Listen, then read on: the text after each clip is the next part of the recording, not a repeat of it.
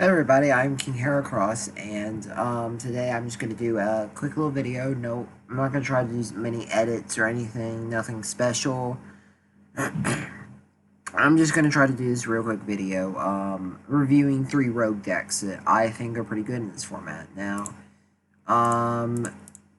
when it comes to rogue decks, it's kind of hard to do any rogue decks anymore, solely because, well, not many decks are good in the standard format that are roguish, or just fall behind. But if you can't really get that much, or you need a budget deck, just simple little rogue deck, then these are probably the decks that I would recommend. Some of these are not exactly relevant. Some of these I just thought would be a good idea to try out. Now, no, I have not tested any of these decks. If you think there's anything that you could add, or anything that you have that you would like to add into the deck, go right ahead. These are just basic ideas that I kind of thought of just right on the spot to give y'all something, just to give y'all a deck that y'all, if y'all want to play it, y'all can play it. So I have 3 decks here. Starting off with the first one, I'm going to do its Charizard Rogue A. So basically the deck revolves around Charizard, which with Battle Sense, you look at the top 3 cards of your deck, put one into your hand, and discard the others. It's a really good ability for setup, as well as going through your deck.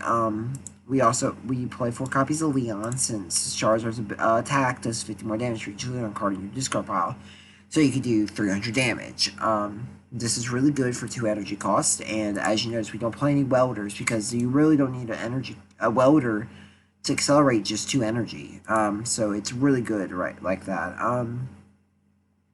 I play a 4-1-4 line of that with 4 candies. I play 3 Jirachi for an acceleration, and I play a Oranguru with Mewtwo to get back, like supporters like Boss, Leon, Marnie, or Research. Or you could use just Mewtwo to get back a supporter, and then Charizard's Battle Sense to get it and to discard the other 2 cards. I played 1 copy to Dedenne-GX. It's not that expensive to get. They're like a couple packs, but it should not be that hard to get. Honestly, you could build this deck easily just by getting like a couple packs and 2 of the Charizard themed decks. I would like, because this is probably one of the easiest decks to build in my opinion from what I'm going to show. So I would highly suggest, if you are looking for a deck to real quick build and that's cheap, you could get 2 Charizard themed decks. To get the Charizard online, get some packs, get some other stuff, and you can get all these other trainers like Quick Ball, Research, stuff like that. Moving on to the second deck list, I have Salazzle. This is easily one of the better decks that has seen a little bit of play.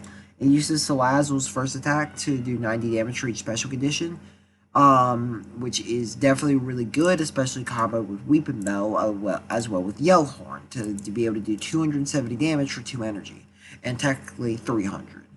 So, basically, yeah, it's just a simple deck. You got Crobat and Dedenne for acceleration, you got Jirachi for setup, Crushing Hammer for denial, you got typical trainers, you got their Boss, your Marnie, your Research, you got your triples. And yeah, it's just a very simple, straightforward deck. There's not much to really say about this one. But if you're looking for a deck that honestly out of the 3 that I show, I would highly suggest using this one if you can get it. It should not be that expensive. You could get Salazzle's Weepinbell for like 1 Battle Styles pack. And every other trainer is pretty easy to get. Boss may be a struggle, but that's not that bad. Crobat may be a little bit of a struggle because I know that's a little bit expensive, but if you don't have Crobat or you can't get it, just replace it with another copy of Dedenne-GX or something cheaper that you have. And again, this deck can really use some modifications. Like, I don't add Rosa into this because that makes it a little bit too unbudgety. But if you have Rosa and you want to add it, I highly, highly suggest that you do so.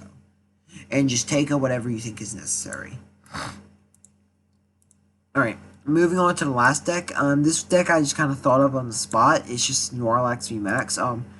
Snorlax VMAX has been really cheaper, and I kind of looked at it as, okay, this could be a pretty decent rogue deck. Like, it could be fun. So I took into consideration, I decided to use the Cincino engine. So honestly, I'd say this is one of the cheapest decks, right, that I chose, out of these. And, like, I think it really combos well with Cheryl because, you get to heal all damage, and if you use triple, then you could triple attack, take damage, then Cheryl, and attach again, and go bada bing, bada boom. I use Tapu Koko for some extra acceleration, Zigzagoon to hit numbers that I would be 10 damage short of, and just Snorlax along with Cincino for early to late game draw engines. I play very typical trainers. I play like Power Plant for stopping those Dedenne-GXs. I play Pokédoll just in case if I need something to pivot into. And yeah, this is just a very straightforward list. There's not much to say about this. But, yeah, I know this wasn't a very long video, but yeah, I just wanted to show off these decks, and basically say, if you're looking for a rogue deck that you want to build, would highly suggest one of these, but I'd highly suggest the Salazzle one, honestly. But if you want to give these other two decks a go right ahead. Again, anything you want to add into it to make it a little better, I would you could go right ahead. I'm not the best deck builder, but I think that these would be really good lists to go on with. Besides that, yeah, that's basically all I have to say. These decks are more of just like grind the ladder with them, have some fun. They're not going to be tournament winning decks, but they're definitely just like little fun decks that you can use to like have some fun on the ladder, have some fun with a friend, or just like or if you want to play in a tournament, they're good decks to go with. You may not do well, but they're still there.